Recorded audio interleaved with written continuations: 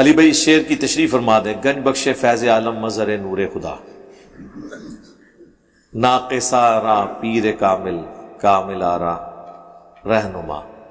یار یہ تو مصباحی صاحب کر سکتے ہیں اس کی تو تفسیر. جو کہتے ہیں کہ اب انجینئر محمد علی مرزا کو کیا پتا کہ بابا کیا ہوتا ہے، ٹھیک ہے، اس کا ایک وقرہ ہی جہاں ہوتا ہے. اب چونکہ مجھے پتہ ہی نہیں کہ بابا کیا ہوتا ہے، تو بابوں کے شعر میں کیسے اس کی. اور پھر یہ کوئی قرآن و حدیث تو نہیں جس کی میں نے تشریح بیان کرنی ہے کہ آپ کو بڑی ضرورت ہے اس کی کہ میں یعنی اس کی تشریح بیان کروں. یہ کوئی قرآن و حدیث تو نہیں ہے. آپ کوئی آیت پوچھیں، کوئی حدیث پوچھیں، میں اس کی شرح بیان کر دوں. میں اس کی شرح کیا کروں، اس پہ پھر میں 1 گھنٹہ جو ہے پھر کہیں گے جی بابا نو رگڑا لاندہ ہے. میں اس کا ترجمہ کر دیتا ہوں اور آپ خود دیکھ لیں کہ یہ اس میں سے انہوں نے کیا نکالا ہے. وہ کہتے ہیں کہ یہ فارسی کا شعر ہے کہ یہ بخشش کا خزانہ ہے. یعنی یہ شعر معین الدین چشتی المتوفا 633 ہجری کی طرف منسوب ہے، جن کی چلہ گاہ بنی ہوئی ہے داتا دربار لاہور. علی بن عثمان حجویری المتوفا 465 ہجری کا جو مزار ہے نا، تو آپ ان کی جو قدموں والی سائڈ ہے نا، اس پہ آپ کو ایک چلہ گاہ نظر آئے گی. اس کی نشانی یہ ہے کہ اس کے بعد وہ ایک چھوٹا سا کمرہ ہے اور جالیاں لگی ہوئی ہیں، اور آپ یوں کر کے دیکھیں گے تو 5-5 ہزار کے آپ کو وہاں پہ سینکڑوں نوٹ نظر آئیں گے. لوگوں نے ایسے ڈالے ہوں گے. سب سے زیادہ ماچگاہ وہ ہوتی ہے چندے کی. وہ کہتے ہیں وہاں پہ انہوں نے چلہ کاٹا تھا اور اسی کو مصباحی صاحب نے کہا نا سلوٹ مار کے گئے ہوتے. پھر وہ کہتے ہیں یہ سلوٹ مار کے، تو یہ شعر انہوں نے کہا تھا گنج بخش فیض عالم، یعنی یہ بخشش اور عطا کا خزانہ ہے جو سارے عالم پوری دنیا کے لیے ہے. مظہر نور خدا، یہ اللہ کے نور کا مظہر ہے. یعنی یہ دربار جو ہے، یہ انہوں نے ڈائریکٹ فیض ان سے نہیں لیا، یہ یعنی ان کی قبر پہ چلہ کاٹ کے تو انہوں نے کہا کہ یہ ہے فیض. ناقص آرا پیر کامل، وہ کہتے ہیں جو ناقص ہیں نا لوگ، جو ابھی تک یعنی کامل نہیں ہوئے ہیں، ان کے لیے پیر کامل ہیں علی بن عثمان حجویری. اور کامل آرا رہنما، اور جو کامل ہو چکے ہوئے ہیں ان کے لیے بھی رہنما ہے. یعنی یہ نہ ہو کہ ان سے بھی اوپر کرنا تھا نا، ان کا جو کامل نہیں ہے نا ان کے لیے تو یہ پیر ہیں، اور جو کامل ہو چکے ہیں نا ان کے بھی یہ رہنما ہے. میرا معصومانہ سوال ہے، دنیا میں کوئی شخص پیغمبر کے سوا یہ دعویٰ کر سکتا ہے کہ میں کامل ہوں؟ تو پھر آپ خود ہی سمجھ لیں وہ کامل کس قسم کا ہوگا. اور یہ کون سی ایسی چیز ہے کہ آپ جج کر سکتے ہیں کسی بندے کے بارے میں کہ وہ بزرگ ہے یا نہیں ہے؟ یعنی کوئی اس کے اوپر اس طرح کا معاملہ آ جاتا ہے. انبیاء کو تو آپ جج کر سکتے ہیں، انبیاء کو تو مہر نبوت ہوتی ہے، مہر نبوت کے بغیر نہیں ہوتا پیغمبر. بخاری مسلم میں آتا ہے ہمارے نبی علیہ السلام کے بھی یہ 2 شانوں کے درمیان کبوتر کے انڈے جتنا گوشت کا لوتھڑا تھا ابھرا ہوا. یہ پیغمبروں کی نشانی ہوتی تھی. باقی تو ان کا کردار اور وہ تو ساری چیزیں ہوتی تھی. بزرگوں میں کون سی ایسی نشانی ظاہر ہوتی ہے؟ یعنی جب وہ کپڑے اتار دیں. آپ دیکھ لیں وہ دھنکے والے پیر صاحب کے پاس ہماری ایکس پرائم منسٹر جایا کرتی تھی، بے نظیر بھٹو، بلکہ نواز شریف صاحب بھی جایا کرتے تھے. دوسری طرف ان لوگوں کا حال ہے، کوئی بیچارہ ننگے سر نماز پڑھ رہا ہے، اس کے سر کے اوپر ٹوپی پہنا دیتے ہیں، کہتے ہیں ننگے سر نماز نہیں ہوتی. اور جو سارے کپڑے اتار دے اسے کپڑے نہیں پہناتے، کہتے ہیں یہ پہنچا ہوا بزرگ ہے. تو ننگے سر والے کو بھی تھوڑا سا بزرگ مان لیں. کہا کریں جو ننگے سر ہو وہ تھوڑا بزرگ، جو سارے کپڑے اتار دے وہ بڑا بزرگ. تو کیا کرائٹیریا کیا ہے؟ تو ان شعروں کا ایسے کوئی تعلق نہیں ہے. باقی رہ گیا کسی شخص کو آپ نے جج کرنا ہے اس کی تعلیمات سے جج کریں کہ وہ کیا لکھ کے گیا ہے، امت کے حوالے کیا کر کے گیا. مزار تو گرو نانک کا بھی بن گیا. یعنی کسی شخص کو امام بخاری کا مزار تو انڈیا پاکستان بنگلہ دیش میں شاید کسی بندے نے، کوئی رشیا گیا، ہمارے پرائم منسٹر صاحب پچھلے دنوں گئے تھے، انہوں نے وہاں پہ حاضری دی ہے. ادروائز تو لوگوں کو پتہ ہی نہیں امام بخاری کا مزار ہے کدھر ہے. لیکن دیکھ لیں پوری دنیا کے اندر بخاری بخاری ہو رہی ہے. یہ ہوتی ہے بزرگی جو بول رہی ہوتی ہے. ہمیں لوگ کہتے ہیں بزرگوں کا احترام نہیں کرتا. یہ دیکھیں ہم نے بزرگوں کو اتنے احترام سے ان کی تعلیمات اپنے ٹیبل پہ رکھی ہیں. امام مسلم کا کسے پتہ ہے کہاں پیدا ہوئے، کہاں فوت ہوئے؟ ہاں مسلم شریف آپ پوچھ لیں، لوگوں کو پتہ ہے، ہاں جی مسلم شریف کتاب ہے. تو جو لوگ کنٹریبیوٹ کر کے جاتے ہیں نا بزرگ، وہ اپنی تعلیمات سے پہچانے جاتے ہیں. صرف لوگوں کے کلیم کرنے سے نہیں کوئی بزرگ بن جاتا. ورنہ تو میں اکثر کہتا ہوں کہ اشرف علی تھانوی صاحب بھی تو کروڑوں کے حکیم الامت ہے نا، لیکن کروڑوں کہتے ہیں یہ مریض الامت ہے۔ وہ کہتے ہیں جی اس نے وہ رسالہ امداد میں اشرف علی رسول اللہ کلمے کو انڈورس کیا ہے، تو جو کلمے کو انڈورس کرتا رہے وہ کہاں سے حکیم الامت ہو گیا؟ وہ تو مریض الامت ہے۔ مخالفین کہتے ہیں ہاں ہمارا مریض ہے تو تہاڈا تے چشتی رسول اللہ پڑھوا کے گیا حشت بہشت وچ، پھر کے کرو گے؟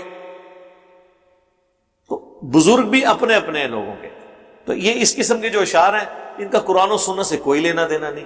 یہ لوگوں کی، ہاں آپ یہ کہیں کہ یہ جی ان کا ایک کرشمہ ہے کہ انہوں نے تصوف میں باقاعدہ جو فارسی زبان میں کتابیں لکھی گئی ان میں سے پہلی ایک کتاب لکھ دی کشف المحجوب، جو فارسی زبان میں تصوف کی ٹیکسٹ بک 465 ہجری میں لکھی۔ یہ پوری دنیا کے اندر ایک ان کا تحفہ ہے امت کے لیے۔ تو اب ہم اس کے اوپر ان کو جج کر سکتے ہیں کہ ٹھیک ہے جی کیا انہوں نے دین کو کنٹریبیوٹ کیا ہے، تو وہ کیا جج کرنا ہے آپ کشف المحجوب پڑھ کے دیکھیں تو آپ کو پتہ چل جائے گا کہ سینکڑوں نہیں ہزاروں باتیں قرآن و سنت کے منافی ہیں، بالکل وکھرے ہی جہاں ہیں۔ وہ صحیح کہتے ہیں مصباحی صاحب، اس کا اپنا ہی ایک جہاں ہے کہ ایک میں نے ہائی لائٹ کی ہے صحو اور سکر کی جو بحث کی ہے باب نمبر 14 میں 14 نمبر میں، جنید بغدادی کا صحو انہوں نے ثابت کیا ہے، اور اس کے ثبوت میں حضرت داؤد علیہ السلام کے بارے میں جو تورات میں جھوٹا قصہ لکھا ہوا تھا وہ انہوں نے کوٹ کیا ہے، رزلٹ نکالا ہے اس سے کہ حضرت داؤد علیہ السلام کی نے جان بوجھ کے نظر ڈالی اپنی صحابیہ پہ، اپنے ایک صحابی کی بیوی پہ، اور انہیں پسند آئی اور پھر اسے مروا دیا انہوں نے جنگ میں، اور خود اس سے شادی کر لی۔ اور اس میں تو یعنی اس واقعہ اوریا نام تھا اس کا، یہ جو اوریا مقبول جان والا اوریا نا، یہ اس صحابی کا نام تھا۔ وہ تورات میں پورا واقعہ جو جس طرح وہ بےہودہ سا لکھا ہوا ہے میں تو بیان بھی نہیں کر سکتا۔ اور پھر بایزید بستامی کا انہوں نے سکر ثابت کیا، انہوں نے کہا ہمارے نبی کی بھی تو اس طرح کی نظر ایک پڑ گئی تھی نعوذ باللہ زید ابن حارثہ کی بیوی کے اوپر، اور اللہ نے ان کے خاوند کی نفرت ان کے دل میں ڈالی اور انہوں نے طلاق لے لی اور اللہ کے نبی کی وہ بیوی بن گئی نعوذ باللہ استغفر اللہ۔ یہ سب جھوٹے واقعات، میں نے اس کی بڑی دفعہ انجینئرنگ کی ہے، اس کے علاوہ بہت کچھ ہے۔ امام حنیفہ کے اوپر ایک جھوٹ باندھا گیا ہے کہ انہوں نے خواب میں دیکھا کہ میں نبی علیہ السلام کی قبر میں اتر کر آپ کی ہڈیاں سمیٹ رہا ہوں، استغفر اللہ واتوب الیہ۔ اور کہتے ہیں وہ گھبرا کے اٹھے، اپنے دوست ابن سیرین کے پاس گئے تو انہوں نے کہا کہ آپ نبی علیہ السلام کی سنت کو جمع کریں گے۔ اچھا جی وہ جو سنت جمع کی ہے وہ کدھر ہے، ذرا ہمیں بھی دکھائیں نا، وہ کتاب کتنے ہے جڑی انہوں نے لکھی ہے؟ کتاب تو کوئی نہیں، جھوٹ۔ دوسری بات، نبی علیہ السلام کی قبر مبارک میں ہڈیوں کا عقیدہ کیا ہے کسی کا؟ اب یہ آپ دیکھیں انہوں نے بریلویوں نے ترجمہ کیا ہے، اس کا ترجمہ کر دیا استخوان مبارک جمع کر رہے ہیں۔ وہ ہڈیاں لکھتے ہوئے شرم آئی نا تو انہوں نے شستہ اردو کا لفظ استخوان مبارک جمع کر رہے ہیں۔ لوگ پتہ نہیں کہیں گے پتہ نہیں کہ مطلب کی چیز جمع کر رہے ہیں، اور ان کے علماء کہتے ہیں نہیں وہ خواب کو آپ فزیکلی نہ سمجھیں۔ ہم یہ کہتے ہیں اللہ کے بندو، اللہ کے نبی کے بارے میں اس قسم کا بیہودہ خواب کیا اللہ تعالی حضور کے امتیوں کو دکھائے گا؟ اور کوئی طریقہ نہیں ہے دعوت پہنچانے کا؟ ہوتا کہ نبی علیہ السلام کے برتن جمع کر رہے ہیں، آپ کے کپڑے جمع کر رہے ہیں تو بات سمجھ آتی تھی۔ جب اللہ تعالیٰ اپنے محبوب کے بارے میں اس قسم کے خواب دکھائے گا تو پھر امت نے کہاں سے عزت کرنی؟ ایک خواب ہی جھوٹا ہے، اس کی کوئی اصل نہیں ہے۔ یہ لکھا ہوا ہے کشف المحجوب میں۔ پھر حضرت آدم اور ابلیس کا جو واقعہ لکھا ہے اس میں انہوں نے ڈال دیا ہے اللہ کے کھاتے میں۔ وہ کہتے ہیں اللہ نے حکم تو دیا ابلیس کو کہ آدم کو سجدہ کرے، لیکن چاہا یہی کہ نہ کرے۔ ہاں یہ لکھا ہوا ہے۔ وہ کہتے ہیں یہ اللہ کی پلاننگ کا حصہ تھا۔ یار اگر آپ یہ عقیدہ مان لینا پھر تو قرآن کا پورے کا پورا مقدمہ ہی دھڑام سے گر پڑے گا۔ اللہ نے چاہا کیا؟ اللہ نے تو اس سے پوچھا، اس سے ڈائریکٹ حکم نہیں سنایا کہ جا برباد ہو گیا تو مردود ہو گیا۔ اللہ نے کہا تجھے کس چیز نے منع کیا کہ تو نے اس کو سجدہ نہیں کیا جسے میں نے اپنے ہاتھوں سے بنایا؟ تو اس نے پھر آگے جسٹیفائی کیا کہ تو نے مجھے آگ سے بنایا ہے، اسے مٹی سے، یعنی اس نے کہا کہ میں اس سے بہتر ہوں۔ وہ پوری گفتگو ہے کم از کم 7 دفعہ آئی ہے. جن لوگوں نے قرآن ہی نہیں پڑھا ہوا, انہیں یہ پتہ ہی نہیں ہے کہ قصہ آدم اور ابلیس کیا ہے, وہ لکھ کے آپ کے حوالے کیا کریں گے؟ پھر کشف المحجوب میں ہی وہ لکھتے ہیں کہ مجھے بھی جب ایک دفعہ مسئلہ ہوا تو میں نے بھی بازید بستامی کی قبر کے اوپر جا کے وہاں پہ کچھ عرصہ میں نے گزارا, اور وہاں پہ میں مجاور بن کے رہا, اللہ نے میرا مسئلہ حل کیا. تو لوگ اکثر کہتے ہیں کہ بزرگ نہیں کہتے کہ ہماری قبروں پہ آپ مجاور بن کے بیٹھے. سر وہ کہتے نہیں ہیں, وہ کون کہے گا؟ وہ صرف آپ کو یہ کہیں گے کہ میں اپنے جڑے بابا جی نے انہوں دی قبر تے بہندا سا, اللہ نے دیکھو میرا کتنا نوازیا ہے. تو اس کا مطلب کیا ہوتا ہے کہ تسی میری قبر تے بعد چاہنا, میں بھی تمہیں نوازاں گا. ڈائریکٹ کون کہتا ہے کہ میری قبر پہ آؤ؟